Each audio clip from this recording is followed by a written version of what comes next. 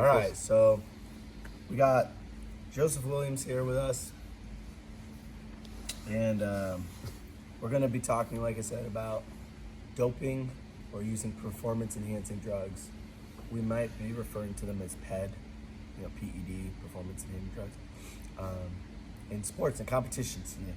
So why is this relevant? Well, we got a couple things going on. I don't know if you guys knew, but recently, as in like December 9th, the whole country of Russia was banned from international competition for 4 years. Including, was it WADA that banned them? It was just like the World Anti-Doping. Is that WADA? Yeah. Okay, yeah. It is. Yes. The World Anti-Doping, yeah. WADA banned them for 4 years, including from the Olympics. And I kind of wanted to talk a little bit about the banning process here because it's kind of stupid. Because, well, you think of, okay, hear me out. You guys are probably got a Russian spy amongst them. Communists. You guys are probably like, oh no, banning is a good thing. And I agree banning is a good thing. But it's not meeting its full potential. And I'll tell you why in a second. Because we have a couple other things that came up as well. So doping in sports isn't anything new.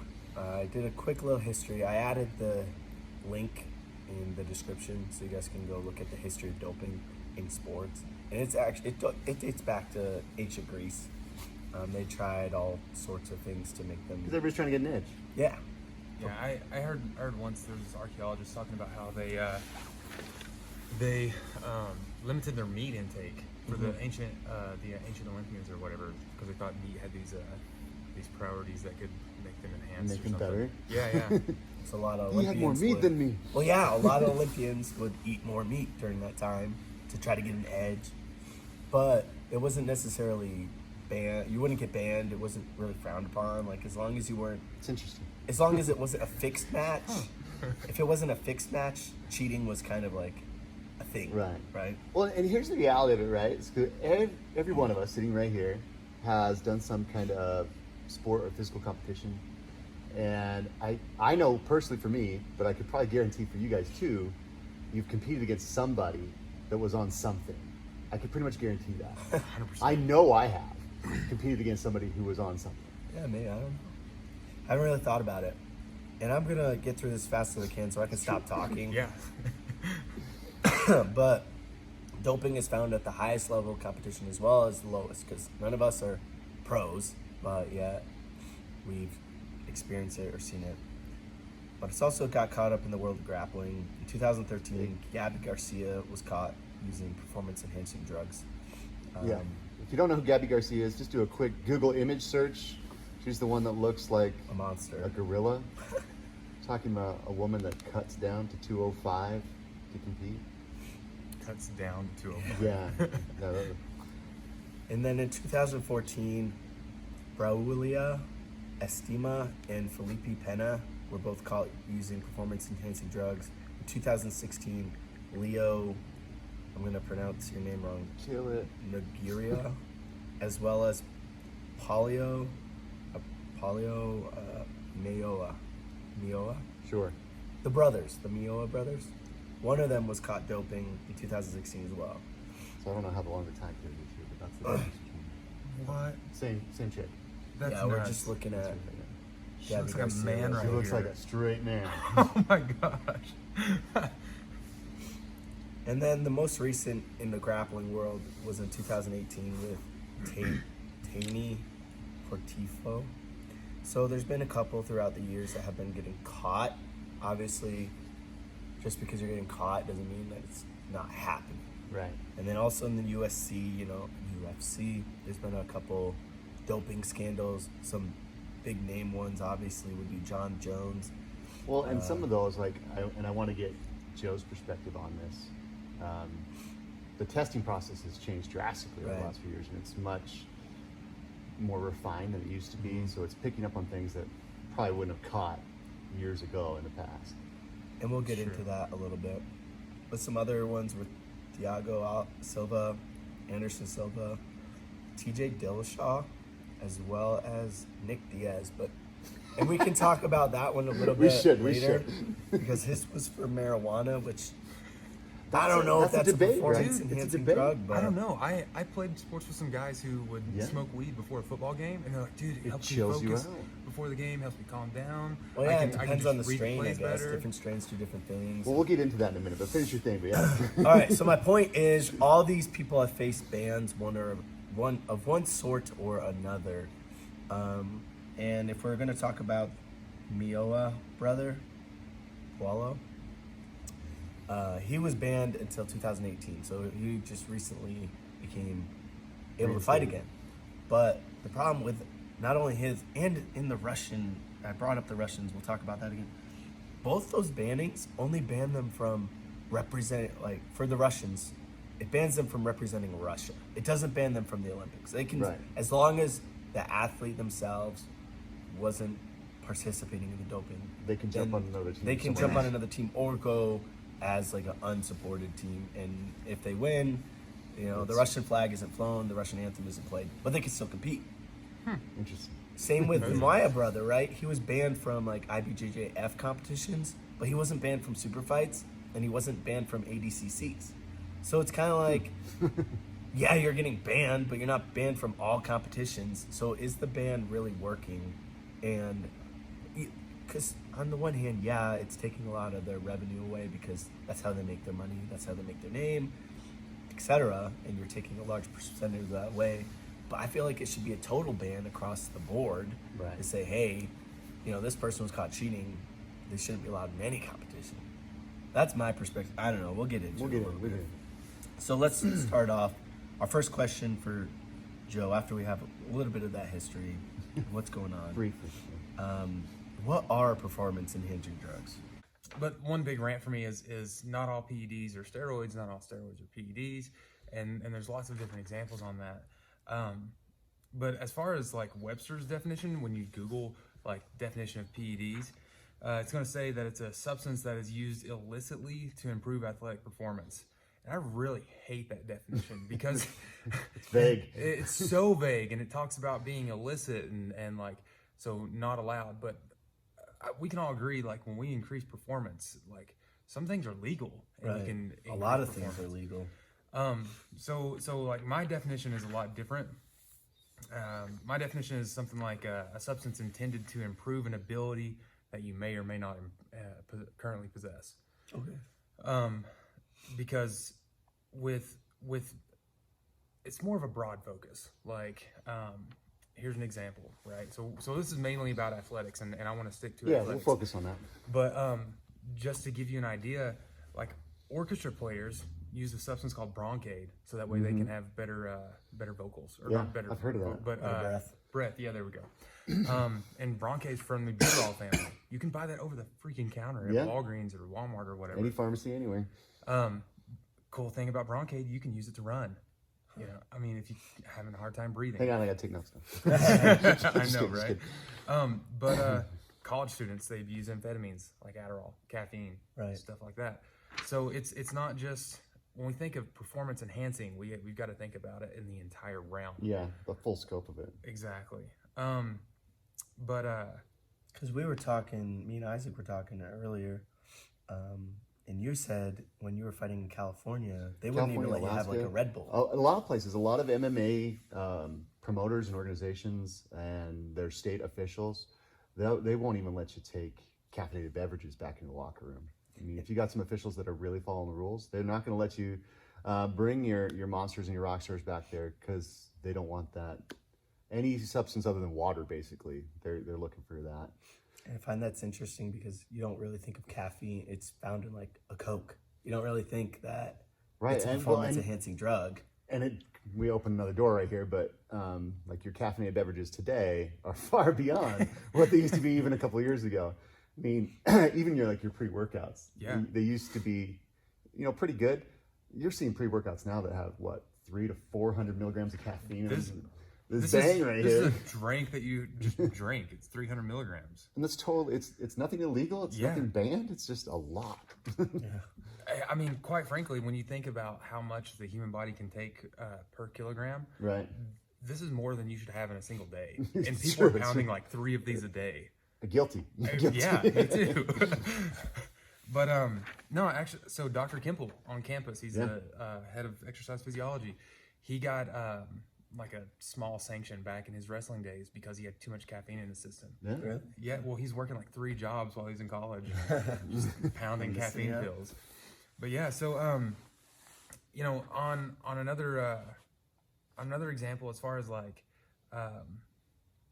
you know, when we get older, we get dependent on testosterone. That's another example. We've got to be able to use it to perform, to be an actual freaking male, you know. Right.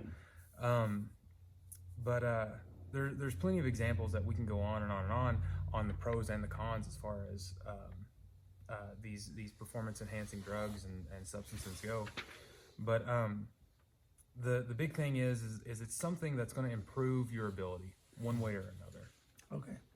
So what are some performance enhancing drugs? And I say drugs, it's just In the broad spectrum. in the broad spectrum. What are some things that might be found in like your supplements or your protein, stuff like people may not be aware of that they're taking into their body? You jump down to a GNC and something, and you're like, oh, the guy at GNC told me to buy this, or you know, Vitamin Superstore, whatever it is. You know, not saying that they mean anything ill by it, but sometimes there's stuff in there that you might not be aware of that your specific sport might not allow. Yeah. No. Well, I mean, here's an example: creatine. Creatine's not a banned substance by any means. No. But if you start increasing it by a ton, it's going to come out as creatinine in your urine, and then that could affect a drug test later on. Like, oh, it looks like you're flushing your system of something. Well, no, not really. Maybe I'm just taking in a lot of creatine or something. But that's just a small example, but not necessarily an important example. So most recently, you know, you mentioned quite a few different examples there with people who have been banned and stuff from different sports. In the whole country. Yeah, you know, no big deal. But so Nate Diaz recently tested positive for a SARM called Ligandrol. Turns out that it was a contaminated multivitamin that he was taking. Right. But that just goes to show back How to what you're careful saying. you need to be. Yeah. Well, yeah, I was reading up on Anderson Silva's excuse because he was only banned. I think he was stripped of that belt, and then he had to repay that money for that fight. But his excuse was he was taking like some backwater like ED med or something like that, a sexual pill of some sort. And I don't think the UFC bought it, but Especially on the highest levels of competition like that, you'd have to be so careful because they're checking you. They're going. Well, even if you're just in high school or you're just competing for fun, I don't know. It's just since I've kind of been on a diet, I've lost about 15 pounds. That's why he looks like a concentration camp victim. He's all skinny. And I'm His voice sickly. is all jacked. But I've been trying to pay more attention of what I'm intaking into my body to a degree. I mean, me and Isaac have arguments because like, you gotta stop drinking Diet Coke. I was going to ambush you today with Joe on this. Because me and him have been having this debate. Me and Colin have been having this debate. But about overall, diet soda. yeah, I know. Diet soda. Okay, aspartame is not a performance enhancing drug. Definitely not. Because it's going to kill you. But I try to pay more attention to what I'm putting in my body to a degree. So it's, I don't know. What are some other things? Aspartame in there. Oh, it's so sweet. No, dude, I do it too. I mean, I try not to abuse it, obviously, but you've got to cut corners somewhere to feel that craving, especially when you're dieting. So what are some other, I guess, common PEDs found in common things we intake? I don't know if you have any information on that. So, another example for you as far as UFC fighters go, Jimmy Wallhead, this was back in 2018, he tested positive for a SARM called Ostarine. Turned out to be another contamination issue. He had to get the USADA he sent in a unopened container. They ended up sourcing their own unopened container. They were all coming back with Ostarine. And Ostarine's a pretty strong SARM, or at least at the time it was. They're stronger now. Oh, okay. Gonna blow your mind for a second. All right. It's a selective androgen receptor modulator. Ah. Sounds like out of Star Wars. I know, right? So testosterone is an androgen. An androgen receptor is something that accepts that. So if you are modifying the receptor, your body's got to naturally modify the androgen, make up for that. It's kind of like The delivery method. Yeah, exactly. The lock and key method, right? You give it more keys, the body's got to upregulate the How much locks. you can take. If you upregulate the locks, got to upregulate the keys. Okay. Everything increases. Gotcha. Yeah, that's a crude way to explain it. But it made sense to me. pretty much- That's all that matters. We're meatheads. We can get That's it. right. That's right. So pretty much it increases his testosterone over usage. Or other hormones that could affect his performance. Yeah. Okay. And that was just found in his multivitamins? So Jimmy Wallhead, I don't remember what it was in. I just know it was in something. But it was some Nate stuff Diaz, that he could totally get over the at a over store. the counter. Yeah. Oh, okay. And so right now SARMs aren't illegal. They're still a research supplement. Right. And so like you and I could go buy them online and get like the full supplement. Isn't that kind of crazy how like Well- they release them while they're studying Well, them? that's And the then, thing. oh, maybe It's we the should. business side of it, right? So Yeah. they're like, there's no regulation on it. They know it works for some things. They can release it and sell a bunch of it and make a bunch of money before it gets regulated and gets yanked off a shelf. That's generally right. Like Yeah. a lot of supplements go down. So that's how Trembling acetate was Right. back in 2007, 2008 or something like that. It was just at GNC. You Right. just buy it. Which is crazy. I'm like, dang, if I go back to that age, But the thing is like, this is a supplement that was intended for something else. Turns out it works for increases your this. performance, and you can buy it online right now. And it's been banned by WADA since like 2008 or something. Wow. So it's a pretty strong supplement. Yeah, you can get your hands on it. Yeah. So we're talking about supplements, and when I think of supplements, I think that they don't do as much to the body over time. Oh, you're good. So, but what do PEDs do to your body over long time use? Obviously, like the stronger anabolic steroids probably do more than just like the supplemental stuff that you might find, like creatine or whatever. Right, but- we're talking about the full spectrum here, but So there's what do the some harder more things do intense to than your others. body over time? Hard drugs. Yeah, what do the harder things like the anabolic steroids do, or the the amphetamines, stuff like that? What does that do to your body over time? And then what do the smaller things like creatine? What does that do to your body over time? So Because like I don't know, I grew up thinking like everybody always tells you, oh, they're so bad for you, they're so bad for you. Then I watched that documentary, Bigger, Faster, Stronger. yeah, I'm like, well, maybe. I know. It's so kind of going back to Sure, that. yeah. That was the turning point for me too. I watched Bigger, Faster, Stronger, and I'm like, oh, okay, maybe there are some benefits. Right. And then I actually got into like those pre-med classes and started learning the Learning biochemistry. actual I'm like, these aren't bad. There's a lot of pros and cons there. Right. So, like long term, at the end of the day, when you alter the chemistry of your body, it's not good. Right. And especially when you start talking about hormones and anabolic steroids and stuff like that. But as far as short term goes, there's some pros and cons as well. But there's some issues with kidney and liver damage because those are the filters of the body. It's going to process through everything. There's some concerns about your prostate and enlarged heart, which would increase your blood pressure. And then, of course, cardiovascular disease, that sort of thing can lead into it. Was the Grinch taking steroids when his heart grew 3 sizes that day? No, but that would still kill you. 100%. That's bad. That's a medical emergency. Here's one that might hit home for you. There's one called cardarine. Over extended periods of use with super high dosages can cause cancer. Right. Or at least it caused cancer in mice whenever they did the testing. People always call out science like that. They're like, oh, but that's in mice. I'm like, a mammal's a mammal, man. Yeah, exactly. And then, of course, your natural hormones start to atrophy because if you don't use it, you lose it, kind of thing. Right. So does that mean your body depends on the drug and your body stops producing its own Supply. self-supply? Exactly. And that's a lot of the negatives there.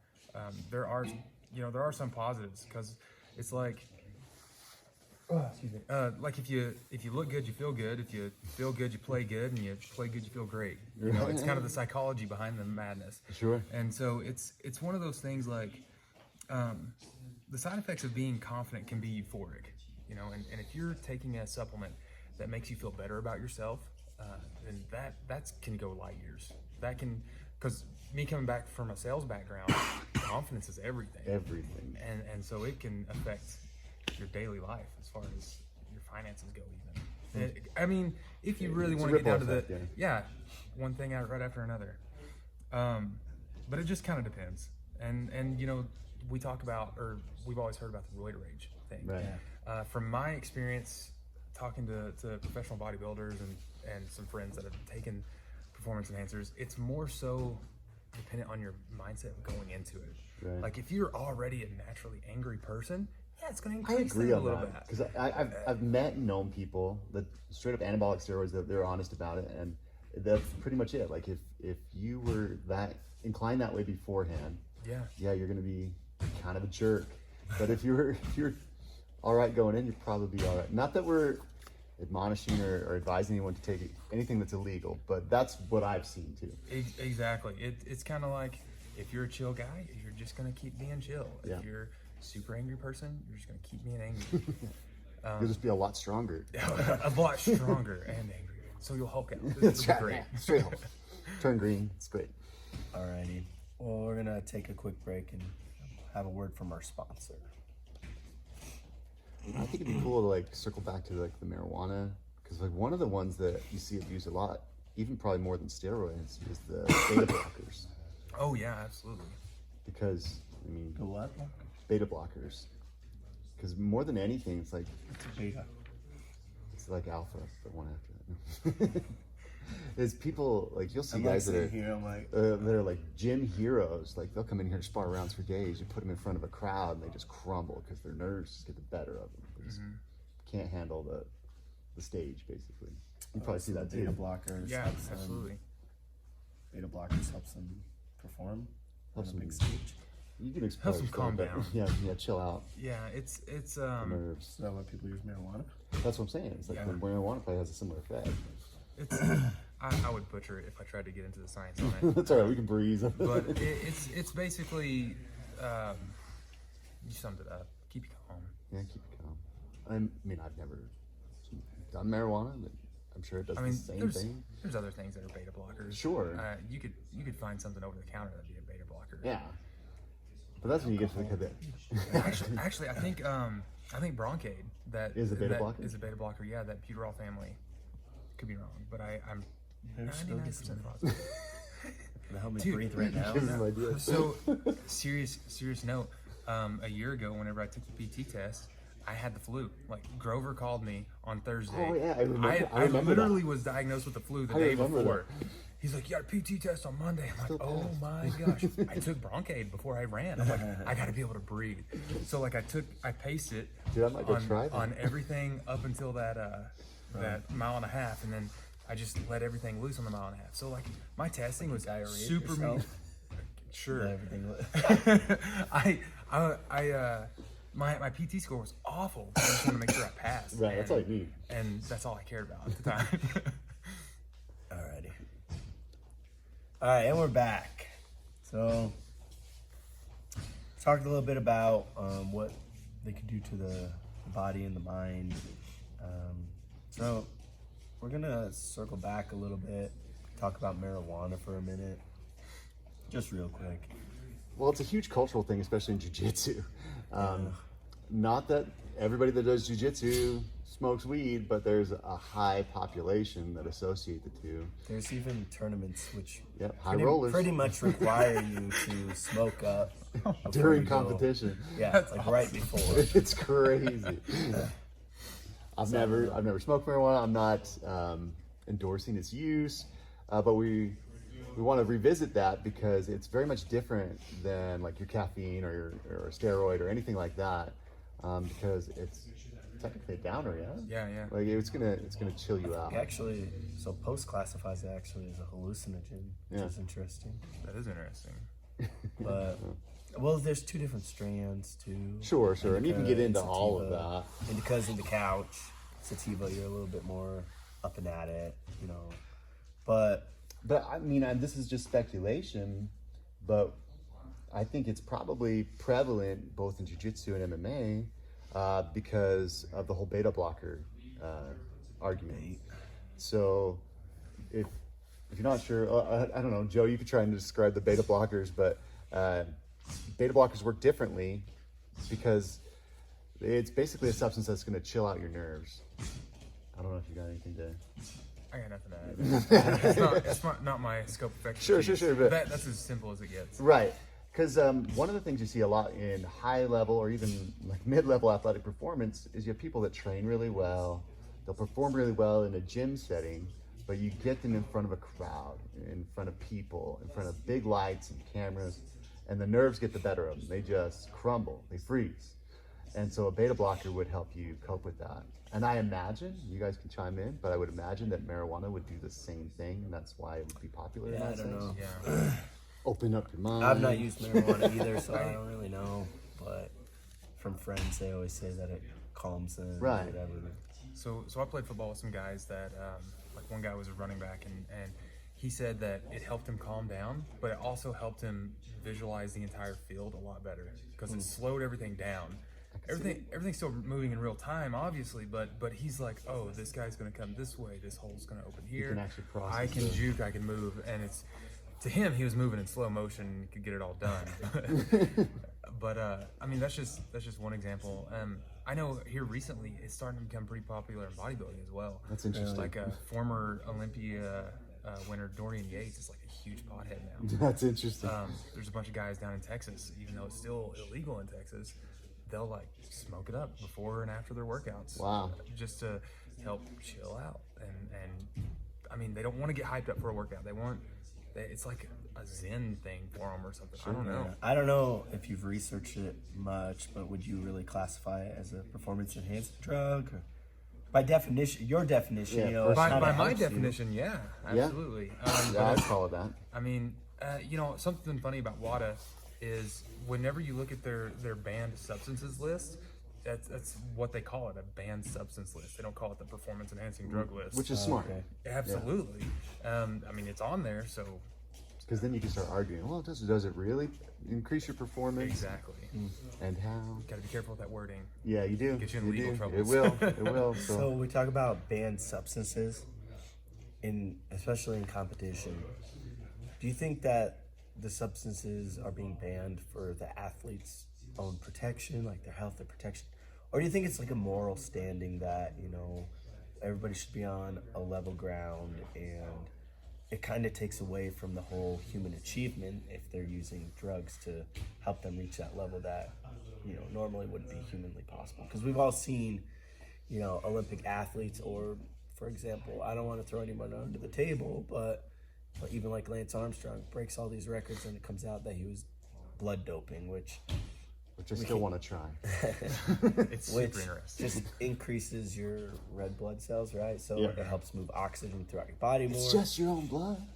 But yeah, it's just your own blood. You're increasing your own blood, but it's still cheap. And it's banned. That's the So are we seeing banning in competition for moral reasons or for protection of the athletes, or both? So I've got a couple of rants on that one. Do it. On on the Lance Armstrong thing. What's so different about him doing that as opposed to somebody sleeping in the hyperbaric. Yeah, the so- hyperbaric chambers Or or training training at high Colorado, altitudes? Yeah. I mean, it's still increasing the erythropoietin in the kidneys. It's still increasing that oxygen. I mean, what's the difference there? You know, that kind of. I don't really know much, but was he taking like a pill or what was it? I don't know all of what he was doing, but the blood doping was the big part of it. That was what got him Well, I know, caught. but how did he get the outcome of the blood doping? Because those other ways, those would be more natural, right? You go Right. train at a high altitude. You're putting in the So work. maybe you can putting in explain the effort. process a little bit, how you do that unnaturally. So I'm not as familiar with it as what I would like to be. Right, but right. Me I neither, know me neither. I know he was like literally injecting his own blood back Yeah, into that's his basically system. what it is. Okay. They spike your red blood cell count, like maybe you train at a high altitude, maybe, you know, because you only carry so many red blood cells naturally in your system. So that if they get your red blood cell count high and then save some of that for later and then reintroduce it into your system, your red blood cell count is through the roof and your performance is amazing because your blood is like super oxygenated. Right, but I mean, on the one hand, you're working for it, and on the other, you're just like injecting it in, and then you have it. Right. But the result is the same. The result's the same, but how you got there is different. Right. Right. It's the same. Like you can lift and lift and lift and get strong, or you could take steroids and lift less. That's a misnomer. You still have You still gotta work hard. you still have to lift and stuff, but you're getting that extra edge. You know, it's going to take you a lot I get what you're longer saying. I get what you're saying. to get to the same place, right? Sure. It's true. But if I take steroids and go sit on the couch, I'm not going to be Right, strong. I understand that. You take steroids and you lift and lift and You'll just lift, get and really you get fat. stronger faster. Yeah. But over time, I'm saying it's going to be quicker. In a way, you're not working as hard because you're looking for shortcut. Yeah, it's a shortcut. So I guess that's my question. Why do you think it's banned from competition? Moral or other? So here's my other side of the rant. Keep going. And we're all religious here, but I think it all goes back to somebody somewhere 100 years ago, however long. They took the moral high ground and was like, oh, they're cheating, and if cheating is lying, that's against God's word or something. Sure. I really think that's what it all boils down to. I could be totally wrong. I don't know. It's all speculation here. So I think at the end of the day, it has something to do with morals.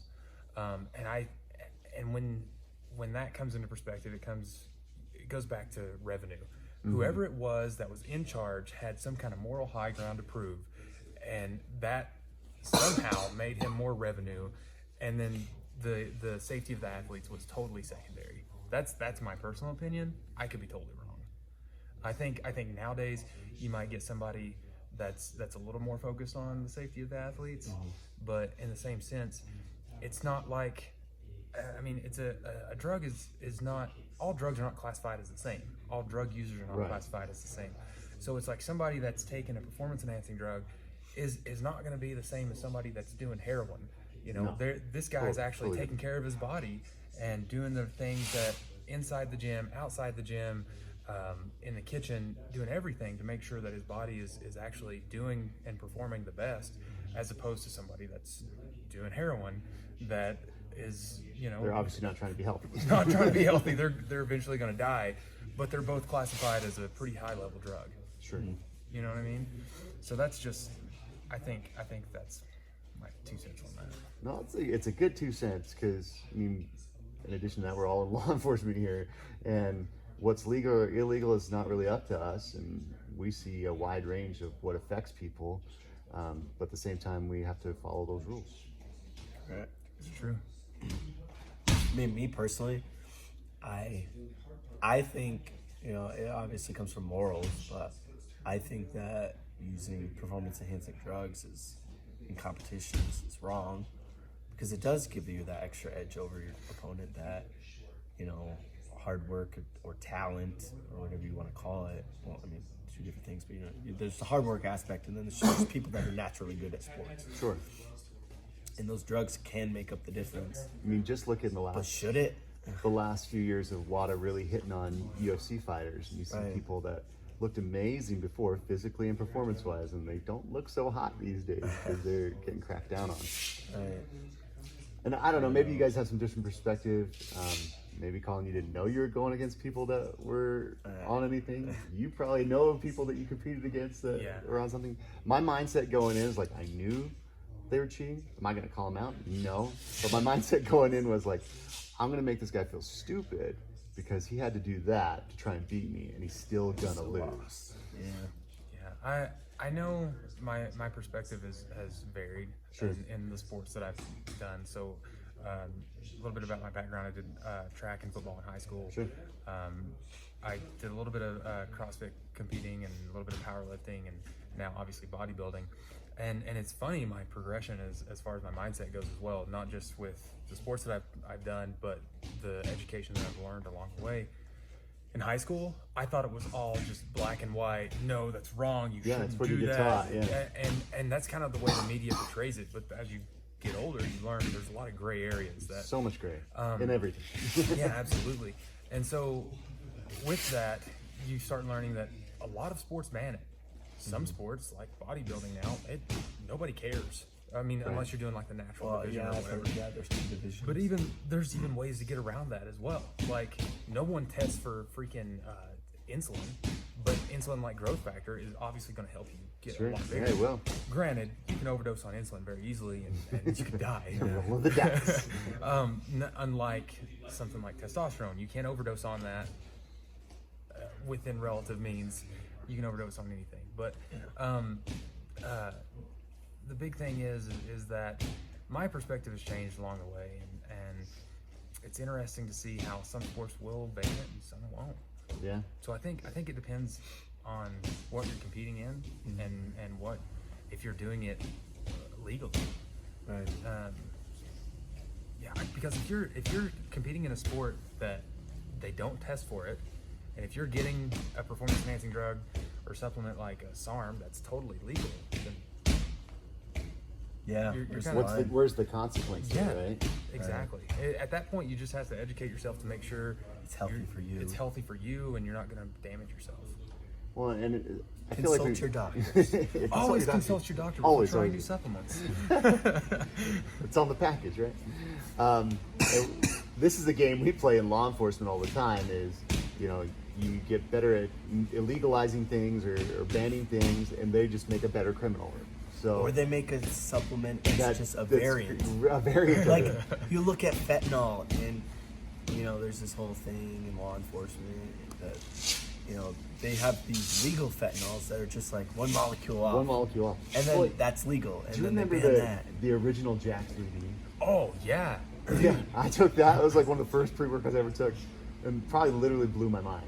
Like, So, yeah. crazy. So my cousin had bought it just on a whim. He's like, yeah, we're gonna get a pre-workout. I'd never heard of pre-workout. Yep, I'd never heard of it either. And Tried I'm it. like, I don't need something to help me get ready for a workout. If I can't get ready for a workout, I don't need to take it. But he's like, dude, let's just try it together. I don't want to take it by myself. Dude, I thought I was invincible. I could run through walls. It was amazing. It's amazing. Turns out they yanked it because it had too many ingredients similar to methamphetamine. Yeah, no wonder you felt invincible. You know, jeez. But that's what we're playing. That's the game we're playing. Not us personally, but as far as what substances are banned, what not. Like, you can try and regulate them, but they're just going to come up with something that's slightly different. Yeah. It's a cat and mouse thing. Yeah, so that's, I guess, our final question is, can it be prevented? And, you know, when we talk about, obviously, bodybuilding, they have, like, the natural and then, like, whatever, all things go. But in grappling, most of these performance-enhancing drugs are not allowed. In the UFC, they're not allowed. So can it be prevented, and are the sanctions really doing enough to prevent? I think the best way to prevent it is just to have two categories: an enhanced version and a non-enhanced version. Kind of like bodybuilding does. Or Yeah, I really do, and not just for bodybuilding or for grappling or combat sports, with all sports. Yeah. And I think that's the best way to prevent it, because that way you're gonna differentiate between who's taking it and who's not. Because at the end of the day, it's gonna depend on the athlete. Yeah. They're gonna weigh their pros and cons. Like, okay, is it worth me getting banned to possibly win it all? Yeah, I'll take that chance. A lot of them would say yes. Well, they did a study. I don't remember how long ago it was, but they took Olympic athletes and were like, hey, if you could take this one supplement, not get in trouble for it, guarantee you a gold medal, and win, but it's gonna take 20 years off your life. Would you do it? Over half of them said yes. Yeah, I would think so. I don't think there's a way to ultimately prevent it unless you just bring in two categories. I think somebody is going to find a way, just kind of like what you said about altering the chemical structure just slightly enough to make it legal, but give you that edge. Now, and this could apply to all sports, but what would you think of the argument that, you know, and I think that's a great idea, because that obviously has more of an athlete-centric thought to it, that I'm trying to keep athletes safe. But as far as a fan goes, like if you're watching bodybuilding, you're gonna watch the guys that are juiced out of their minds. Yeah. Like, I want to see how big a person can get. Yeah. I think it'd probably be the same way with, I don't know, maybe not with grappling. I don't know. I want to see Maybe how I'm a gnarly a misnomer person can because get. I'm a kind of a naturalist. Like, well, I want to see. Freaking hippie. Yeah, I want to see what people can do without that. And we can talk about, you know, I read a little bit up on Kasai. I think it's Kasai 3 super fight between Craig Jones and Paul Harris. And Paul Harris was accused of using steroids. That's what I would believe. That's what I would believe. And if you look at him, you're like, that's just like a big muscle. But one of the things Craig Jones said is like it's hard to get steroids out on the streets when Paul Harris is taking all of them. You know. So that's Paul Harris. That's the guy you competed against. Oh, jeez. But Paul Harris didn't win. No, he didn't. Craig Jones beat him. So it goes back to what you said. And I don't really know if yeah, they're going to be juiced out of their mind, but is it actually going to help them perform? That's what I'm asking, right? Because I don't know. I think raw talent versus those performance enhancing drugs actually get them to the same level. Well, and that's a great example of another argument, right? Because there's weight classes in combat sports for a reason, because it's supposed to be safer, more competitive. But then you have instances like that where they're obviously not anywhere close to the same weight. Yeah. So it doesn't even matter for that sport. Yeah. I don't know. I don't know. But I think it goes back to the supplement itself, because I mean they could. What are be you taking, trying to achieve? Yeah. Are you trying to achieve something that's going to help with your endurance? There's supplements for that. Are you taking something that's going to help with your strength? There's supplements for that. And so it just kind of depends overall, because like you said, you can be juiced out of your mind and get beat, or you can look like you're not juiced out of your mind and absolutely destroy somebody, but still be on a performance enhancing drug. Yeah, Right, you might not visually look like it. Yeah, that's a good point to make. Yeah, because You might be on those beta blockers, which no one can visually see, Yep. other than he looks really chill. yeah. Well, that's all we got for this week. This is something that it's gonna come up again. Oh, yeah. We'll It's not probably going have away. another conversation about it because it is something that's recurring, and it's only a matter of time till another professional athlete gets caught and is in the limelight for using PEDs. So, and it's just one of those things. I listed some of those athletes off at the beginning, and I'd go research them and see what they were taking, because some of them, like, it's really interesting supplements you take, because Gabby Garcia was taking a drug that's supposed to help women get pregnant, and somehow that was a performance. So I don't know, like all these things, and we talked a little bit about John Jones, but didn't get way into it, but his was like a testosterone, right? I don't remember, honestly. So fun fact, I actually met John Jones in Houston a couple years ago. Very cool. Tell that story. Super cool dude. That's what everybody said. Yeah, it was at a fitness expo. He was super chill. He's like, if it wasn't for the fans, I wouldn't even be here. He's like, I've done some wrong things. I think he got busted with like cocaine once or something. Yeah. So it's like, obviously, the guy likes to party, and he could actually have been supplementing with testosterone, but he could just have a naturally high threshold for testosterone. That is also possible. And so, there's different genetics, and that's a whole nother story Sure, for another sure. day. But it's one of those things, like, he could have very well been natural on that spectrum, but he just liked to blow stuff up his nose. Yeah, I don't know. Well, TJ Dillashaw has a great video that he posted after he got busted. That's worth a look. Maybe we'll include that link in our references later. But I would listen to that. Yeah. Pretty good explanation. So, my personal opinion, be careful what you're taking into your body, especially if you're competing. Make sure it's not on a banned list for your competitions, stuff like that. Always be healthy. Always follow the law. Yeah, follow the law. Be healthy. Absolutely. Use your head. And if you don't know, go ask someone that does know what they're talking about and knows. Is on the up and up.